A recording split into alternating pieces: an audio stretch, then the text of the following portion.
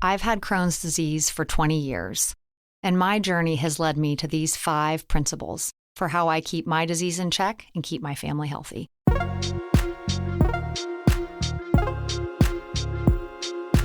I'm Dr. Robynne Chutkan, gastroenterologist, microbiome expert, and author, and I am here to help you find gut bliss.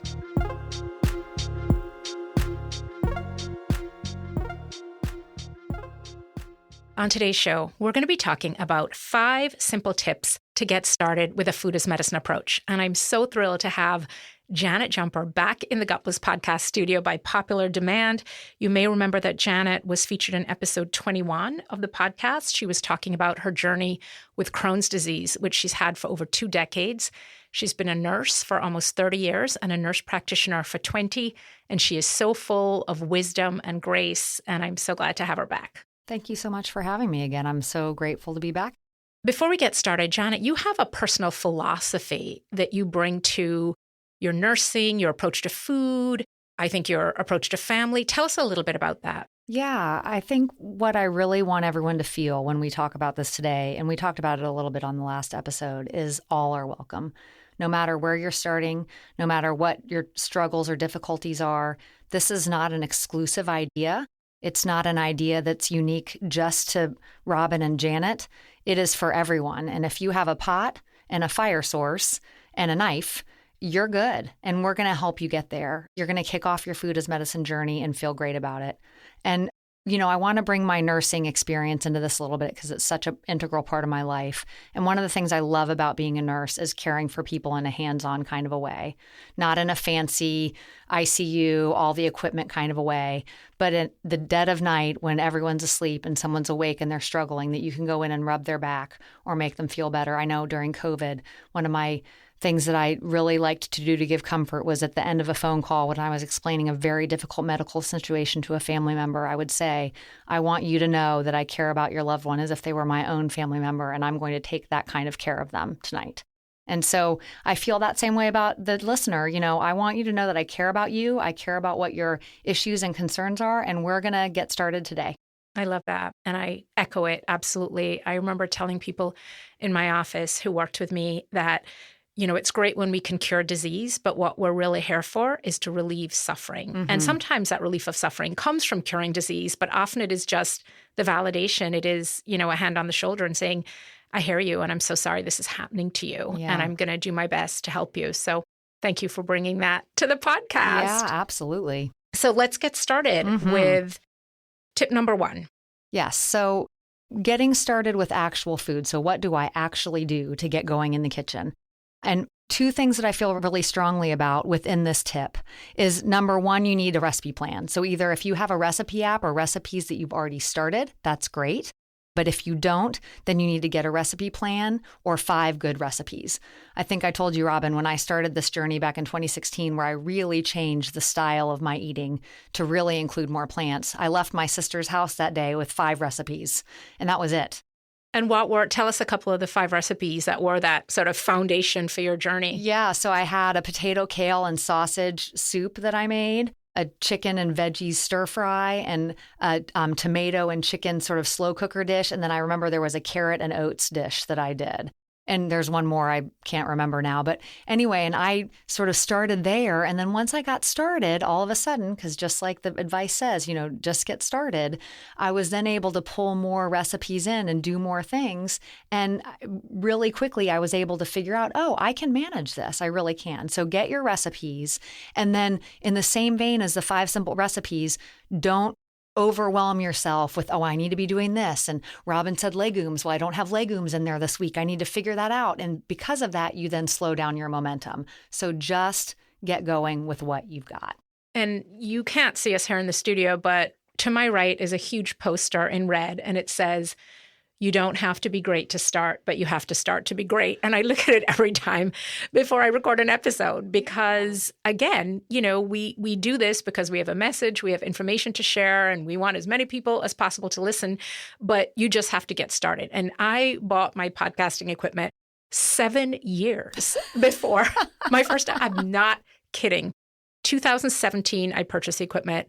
2024, the podcast launched because I was so afraid of getting started. What if it's not good enough? What if nobody's listening? What, all these different things. And then I just decided I am going to do this podcast every week. I'm going to put out information that I think is relevant and important and can help people. And I think the same can be said for the Food as Medicine journey. Just get started. So thank you so much for that. We're so glad you did. Thank you. I'm so glad I did. So when we come back, tip number 2.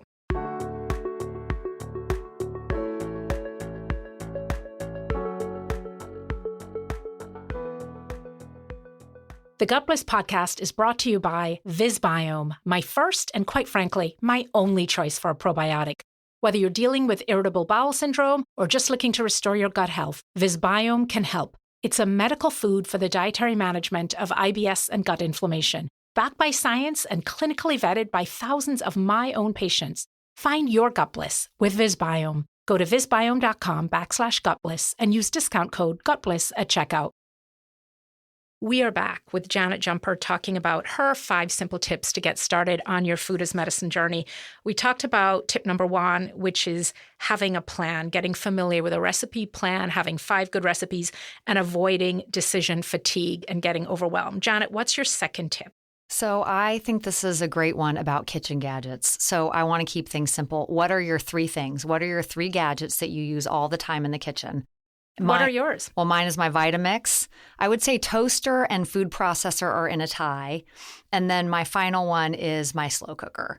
But we talked about this a little bit too. I want to love the air fryer. Everyone I know loves the air fryer. I bought a very expensive air fryer and it is in my pantry, never getting used. And I finally had to say, this is not something I can conquer right now because I'm trying to conquer these other things for my family. So same, if you feel that way about the slow cooker, then that's not your thing, or the Instant Pot. Don't feel like you have to figure that out in order to get these recipes going. Use your 3 things and move on. And in the same way, I want to talk about the offerings that you have in your kitchen, either for you or your family. We talked about, too, also when you open up your pantry, does it have to be a supermarket? No, it doesn't. 3 snacks for your family that they can go to all the time. Apples with nut butter, healthy snack that you've made, or veggies and hummus. And that's it. Don't feel like you have to offer more things right now while you're getting this sorted out. But you do rotate yours, right? You Yes, were mentioning yes, that sometimes the girls are like, okay, I'm tired of this. Apples Yes. and nut butter and heavy rotation, and then you bring something new out. But I love that, this idea that, it's a buffet every time your kids come home, or for you yourself, and having fewer options actually makes things a lot easier. And I feel stressed out sometimes when I go somewhere. There's so many different things to eat. I actually like having fewer options. Yeah, well, and also, this is not a pro tip, but this is a tip. One thing that's also happened because of that, because my girls know what what are acceptable snacks or what they're allowed to go for, is now they make them themselves. So I'll come in and Chelsea will have cut a apple and put nut butter on it herself. And I didn't even have to, get involved in that. So that's been great for me to be able to do that. It also helps people, and particularly young people, understand what a treat is in that context, right? A treat is something that's special. It's not something that you have every day. And so when there is something available that maybe isn't as healthy and maybe a little bit processed, that you're saying, we're having this and a little bit of this today, but this is not our everyday offering. And the same thing for us when we think about a treat, a dessert, or something like that that isn't something that we are eating every day, but it's okay to have some every now and again. Absolutely. That's exactly right. So 3 favorite snacks. Tell us again for the girls. So I have a dupe recipe for an oatmeal cookie that is made with honey, and they really like that. So that's one of them. We do nut butter and a fruit, and then also veggies and hummus, which, to my dismay is still not the first thing that gets picked, but it's often maybe the second or the third thing. And then, I do often go in search of recipes that are like things that they've tried. So, I do a lot of searching for duplicate or similar recipes, but that are made with healthier options. And you modify them yourself. Yep, as Fantastic. needed. Yep, absolutely. Wonderful. All right, tip number 3. So uncomplicating things, thinking of things in yeses or nos. Is this a processed food? And if the answer is yes, we're moving on from it. And I have a simple suggestion for people when they're trying to figure out if something, particularly if it's an ultra-processed food or not, and that is to think, did this food come from the factory or did it come from the ground, the land, the sea? So for example, an apple came from the ground. It doesn't have a list of ingredients. Applesauce, there's no applesauce tree or bush or it's not a root vegetable. It doesn't mean that applesauce is terrible for you, but it's a processed food. Lentils versus lentil chips. And so just think, did this food have to make a stop in a factory somewhere to get to you? Absolutely. And I think, you've mentioned the classifications of processed food and ultra processed food. So I do want to clarify, if you're using a healthy can of canned tomatoes that's organic in your recipe, that is a processed food technically, but it's not ultra processed. Correct. You're referring to the NOVA classification that was developed by Dr. Montero and his colleagues. And it's a great classification to familiarize yourself with. And to your point, the ultra-processed foods are really the category 4. Those are the ones we want to avoid. I personally like making beans myself from dried beans because they taste better. But that doesn't always happen. Sometimes I'm making a salad and I put in a can or a container of cannellini beans because that's what I have and that's what I have time for. Right. And that's very different from a bag of Doritos. Yes, exactly. For sure. Exactly. So just really understanding those concepts are important because you don't want to feel like you're bound by these rules of I can't take anything out of a can or a box. And then with your uncomplicate think in terms of yeses and nos, what's your second thing? So really, when we're all looking for these biohacks or these nutritional hacks, people really want to feel good about a supplement or something they found that's going to help make one thing easier. The green smoothie is a great idea. I have people all the time coming to me, well, what do you think about this green powder? What do you think about this? And I say something similar to what you say, which is it's not kale that grew in a garden somewhere. So that's really what we're talking about. So just, is this a powder? Is it a gel? Is it a supplement? If the answer is yes, then move on.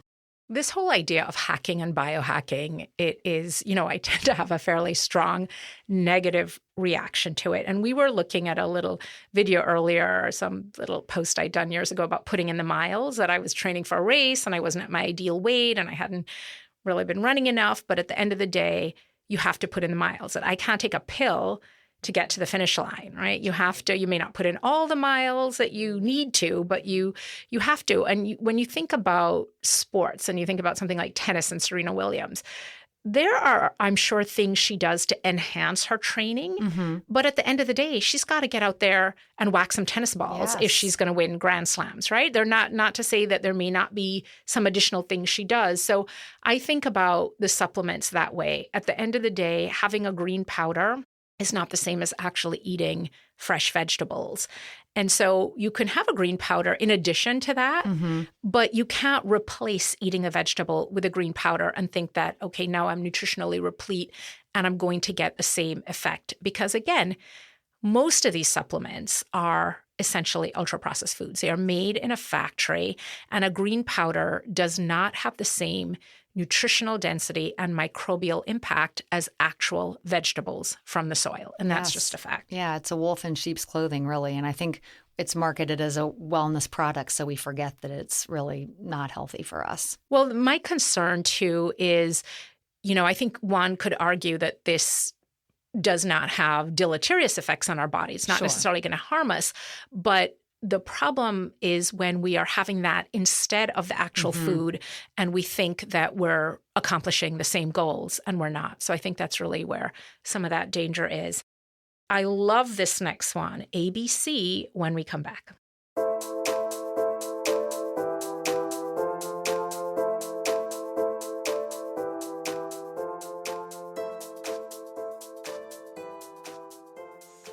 We are back with Janet Jumper, Crohn's patient, nurse practitioner extraordinaire, and her 5 simple tips to get started on your food as medicine journey. Janet, tip number 4, I love this one, ABC. Tell us about that. ABC, always be cooking. So what this does not mean is that you have to be in the kitchen 24/7. What it does mean is that anytime you are in the kitchen, you need to be cooking multiple things. So for instance, when I am making breakfast for my girls and I'm making a smoothie, half the smoothie goes to them, half the smoothie is my breakfast. When the oven is on, if I'm cooking a whole chicken, I'm also roasting 2 pans of vegetables. Those might be for a later recipe. If I'm chopping fruit for the morning, I'm also chopping an onion for the evening. So always have something going on in the kitchen if you are in the kitchen. I do also want to say that there is cooking involved. This is not an idea that goes about without us doing some cooking. But I will also tell you that I am a single mom. I have 2 busy girls. I work, we're all doing these things. And so it is about figuring out how to add these into your lifestyle in a way that's meaningful. And this is one of the ways that you can. And when you're in the kitchen, be preparing. One of the things I like to do is almost everything that I'm cooking involves onion, garlic, and leeks. And I don't really love chopping onion, garlic, and leeks. I don't mind the leeks, but the onion and garlic, it stays on your hands. And so I chop a lot. And then typically Eric is using them for the lentils that he's making. I'm putting them in a soup or something else. And I'll chop a lot and stick it in the fridge so that whatever we're cooking the next day, we still have some more in terms of the chopping. The other thing, too, is that you can be cooking half the food and buying the other store-bought. I tell my patients all the time, if you want to eat some animal protein and you don't have time to roast a chicken, get a good quality organic roasted rotisserie chicken and make the vegetables and make some rice or make some beans or whatever else it is. So if you don't have time to make the entire meal, make what you can and augment the rest. Do you have some suggestions for folks along those lines? Well, we didn't really talk about this earlier, but the recipe plan that I use does actually use the same food sort of for that week. And in that vein, I think it's very helpful because I know that if I'm chopping up a butternut squash for recipe number 1 and I'm using it in recipe 4, I can do that. And what's the recipe plan that you like? So it's from the Fresh 20, and I've used it for years. I really like it. It is just the physical recipes. It's not the ingredients. You purchase the ingredients yourself. But what it trains you and teaches you to do is that you can add in, like I said, things for the week that you've already prepped. And the other thing that I really like is as I've gotten more familiar with the recipe system, and I made reference to this in episode 21, when I'm chopping 4 vegetables, if I have 3 more left over or they're getting ready to go bad in the fridge or they were from the farm share, I can chop those up too. And I have enough of a repertoire with this that I know when to add those in. And so that's where I've really been getting more bang for my buck with the plants. And then, of course, the leftovers are what we eat for our lunches.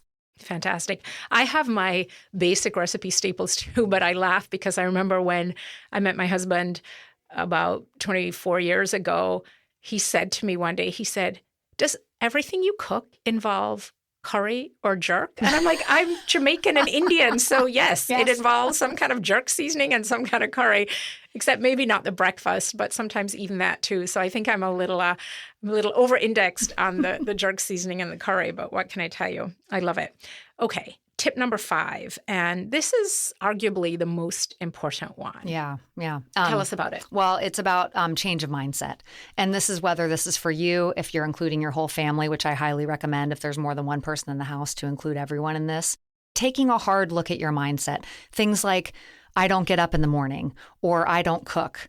Those are attitudes and behaviors that you are espousing out there, putting that out into the universe and then believing it for yourself. And so I would challenge you in this time, if you're relooking at ways to do things. For instance, I'm up early in the morning. I do a lot of my prep in the morning while the girls are eating breakfast and I'm up doing things. So revamping that, if you say, hey, I'm not a morning person, could you take a hard look at that and maybe change your mindset? I am not what people would think of as a morning lark. I am a night owl, but self-identification and labeling is so important. And if you say you're a night owl, not a morning lark, what you're really doing is you're giving yourself permission to stay up much later than you should and not get up in the morning like you want to. And it's the same thing. I have patients who say, well, I'm not a good vegetable eater. If you say you're not a good vegetable eater, you are giving yourself permission to not eat vegetables. So I am constantly saying, I am a morning lark. It doesn't always go well. I am groggy-eyed. My husband is coming back from his trail run, and I'm sort of making my way out of the bed going, I am a morning lark. I am a morning lark. I was actually excited when I read Matthew Walker's book, Why We Sleep, to find out that there are chronotypes, that this is sort of baked into us from an evolutionary point of view, that some of us are designed to go to bed at different times and wake up at different times so that, back when we were out living in the caves, the community would be safe because not everybody would be sleeping at the same time. So I do take pride in the fact that I think some of this is genetic, but in reality, it is really so important how we self-identify, because I've seen it myself that it is a self-identification can sometimes be a way of staying in our comfort zone and giving ourselves permission not to try and be that morning lark. Yeah, absolutely. And then you spoke to this a little bit, but also the food myths. So, one of the things that people say to me when we talk about this is, well, vegetables don't fill me up. And I would say that we need to overcome that sort of 1980s version of eating vegetables, which is maybe some, super thin supermodel nibbling on a piece of iceberg lettuce.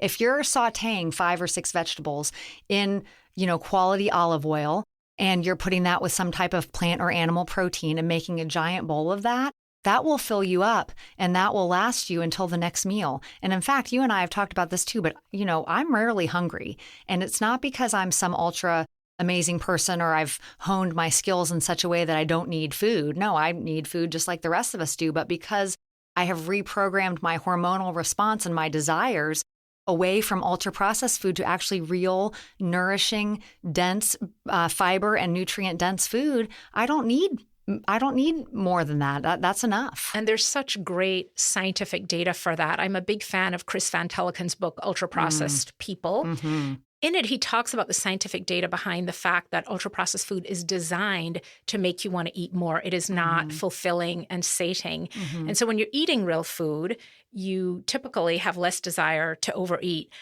I know one of the other things we were talking about earlier is the idea of calorie content and calories being somewhat of a mythical concept, right? Because it tells you nothing about the nutritional value of the food.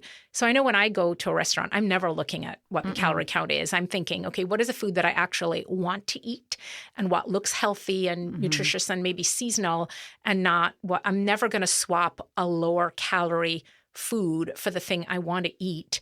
And when you pay too much attention to calories, what it really does is it encourages you to eat lower calorie food that often is less nutritious, less filling, less sating, because you think in your mind that you're somehow doing something good by eating fewer calories. Yes. And I really think getting away from that sort of dieting space and into the nutritional space. When I look at a label, I don't look at the upper part at all. I only look at the ingredients. I think that's also what you feel and what you're referring to.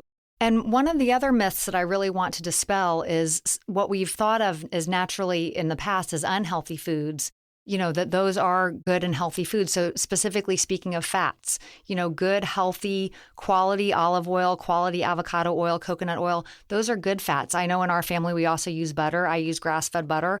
And I put butter and salt. Now, again, I don't want to go into the salt situation and talking about low or high sodium diets, but sodium in processed foods is very different from natural sea salt. And I put butter and salt on a lot of things, and that's how I've gotten my children to eat vegetables since birth. And I feel good about that. And I know they're getting quality nutrition from those foods. Absolutely. And we're always better off eating a real version of something than an adulterated version. So a real full fat, whatever it is, as opposed to a low fat that is typically a much more processed food.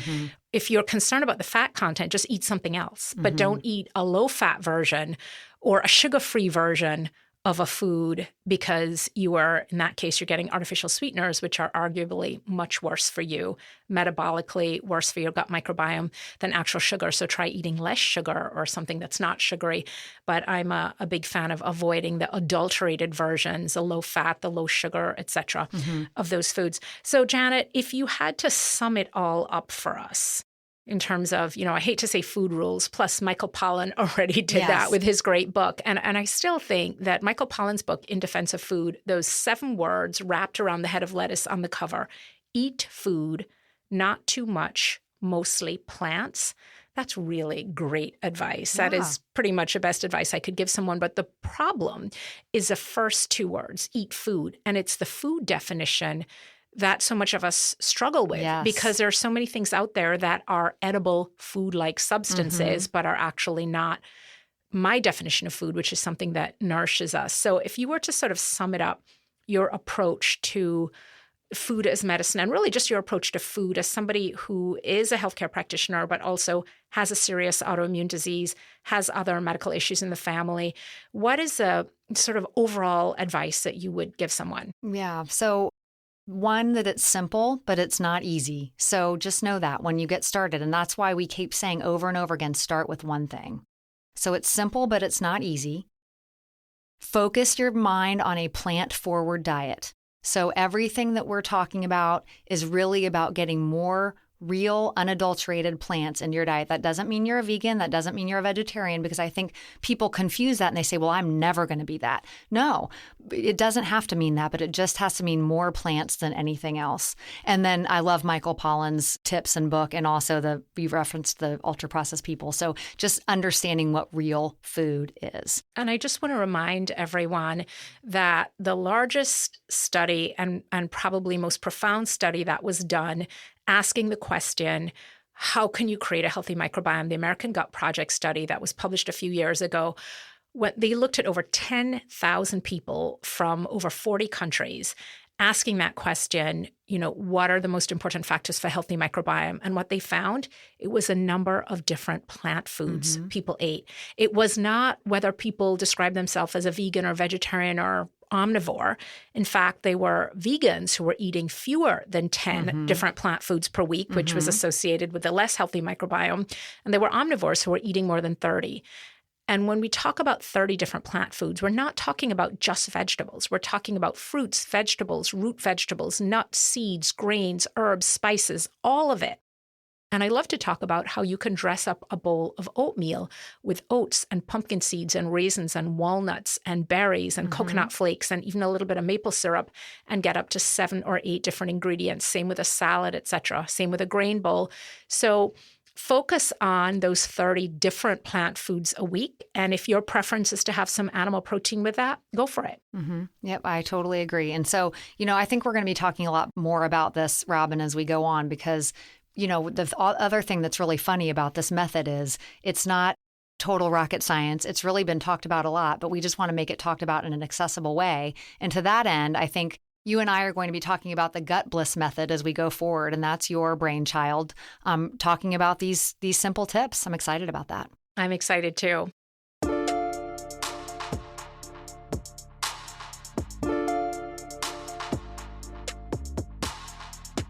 I want to thank my guest today, Janet Jumper, for her grace and her wisdom, and for sharing her experience using a food as medicine approach to control her Crohn's disease.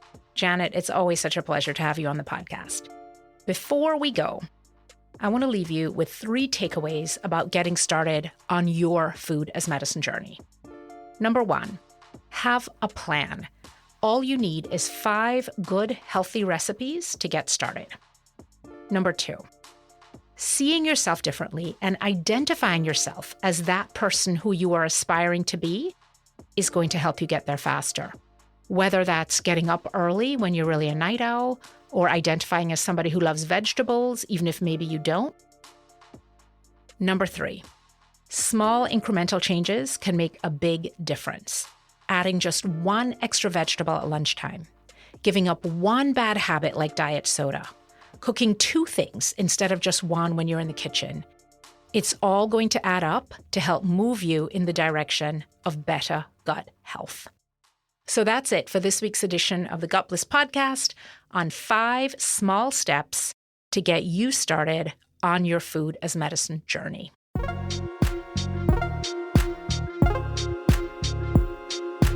Go to gutbliss.com for my free 7-day microbiome reboot course. If you like what you're hearing, drop a review and hit that subscribe button. And remember, dirt, sweat, vegetables, the best prescription for a healthy gut.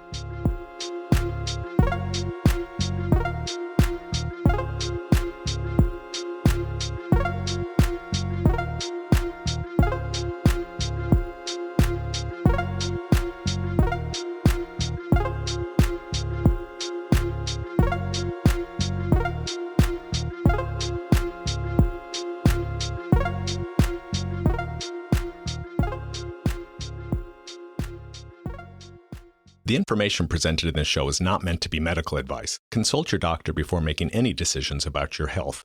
The patients discussed are real people, but names and identifying features have been changed to protect their privacy.